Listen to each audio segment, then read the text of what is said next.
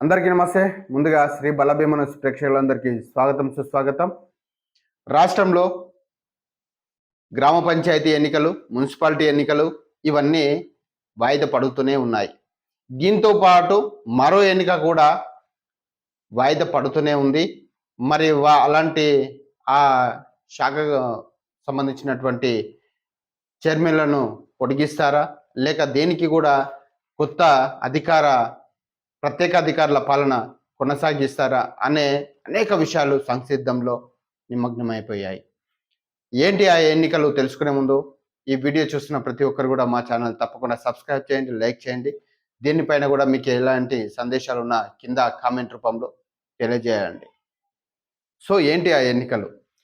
గ్రామ పంచాయతీ ఎన్నికలతో పాటు మున్సిపల్ ఎన్నికలు మొత్తానికి కూడా వాయిదా పడుతూనే ఉన్నాయి రోజు రోజు.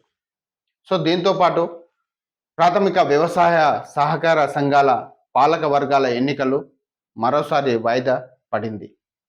సహకార సంఘాల గడువు ఆగస్టు 14తో ముగిసింది. ఇప్పటి వరకు ఎలాంటి చర్యలు చేపట్టడంతో ఎన్నికలు మరోసారి వాయిదా అనివార్య కారణంగా అయిపోయింది.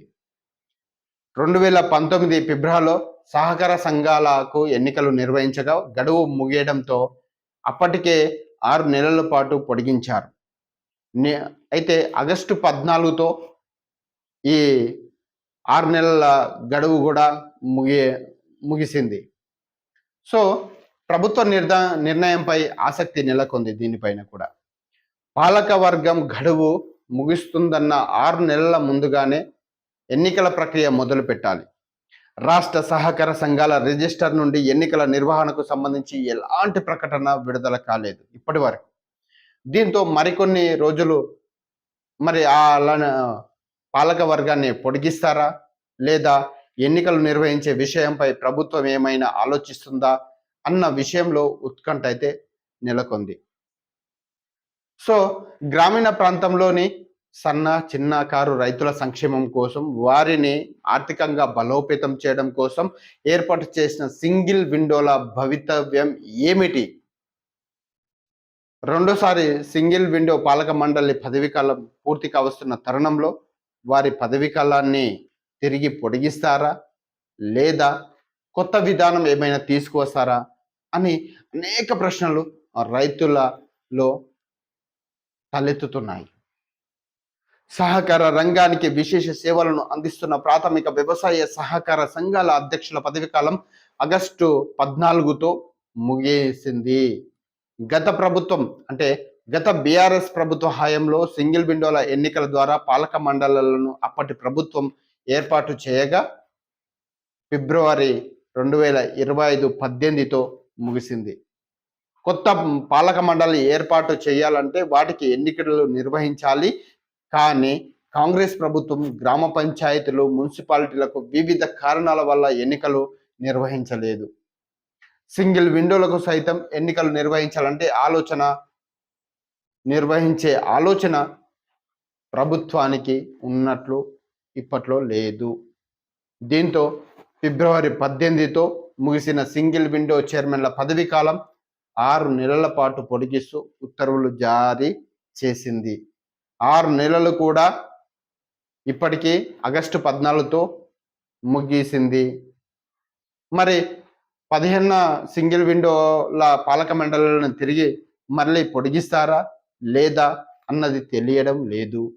దీంతో ఉమ్మడి జిల్లాలో ఉన్నటువంటి 128 సింగిల్ విండోల పరిస్థితి ఏమిటనేది తెలియడం లేదు.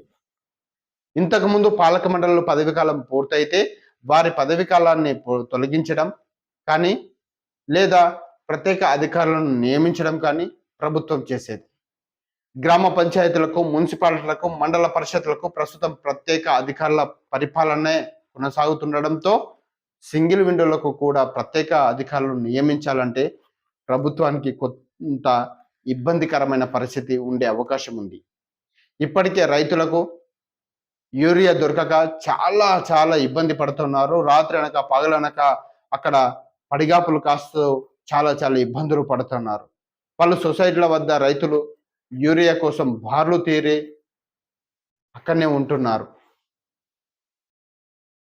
ప్రతిరోజు మనం అలాంటి వార్తలు ఏదో ఒక ప్రాంతం నుండి చూస్తూనే ఉన్నాం.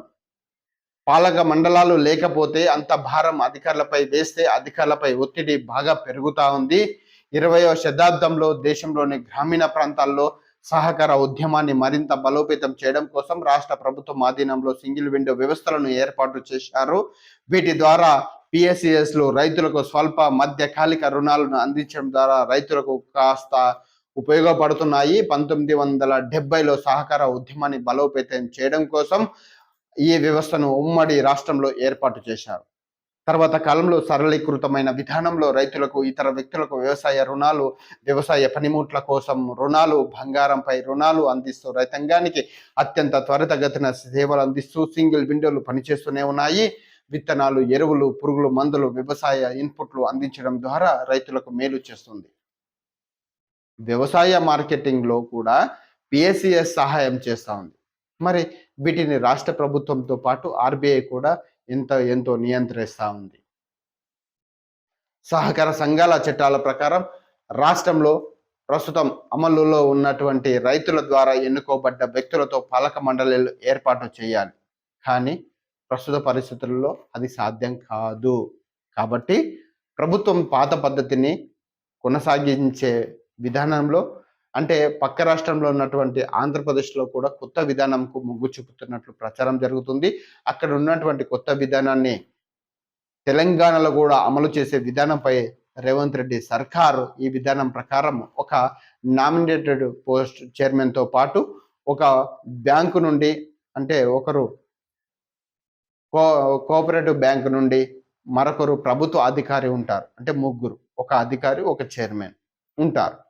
డైరెక్టర్ల స్థానంలో ప్రభుత్వం ఎవరినైనా ఒక గ్రామం నుంచి నియమించుకోవచ్చు. ఈ విధానం వల్ల కాంగ్రెస్ పార్టీ కార్యకర్తలకు నామినేటెడ్ పదవులు దక్కుతాయని, దీనివల్ల పార్టీ బలోపేతం అవుతుందని ఈ దృష్టితో ప్రభుత్వం ఆలోచన చేస్తున్నట్లు తెలుస్తుంది. ఇటీవల జిల్లాలో జరిగిన ఓ కార్యక్రమంలో సైతం మంత్రులు అంటే కాంగ్రెస్ పార్టీ మంత్రులు ఇదే అభిప్రాయాన్ని చూచాయగా అన్నట్లు తెలుస్తా ఉంది. ఏది ఏమైనా సహకార రంగాన్ని బతికించుకోవడానికి ప్రభుత్వం నిర్దిష్టమైన విధానాన్ని అనుసరించి ముందుకెళ్లాలని కూడా రైతులు కోరుతా ఉన్నారు. ప్రభుత్వ ఆలోచన ఏ విధంగా ఉందో తెలియాలంటే మరికొన్ని రోజులు ఆగాల్సిందే అంటూ కూడా రైతులు వేచి చూస్తా ఉన్నారు. చూస్తూనే ఉండండి శ్రీ బలభీమను ఛానల్. ధన్యవాదాలు.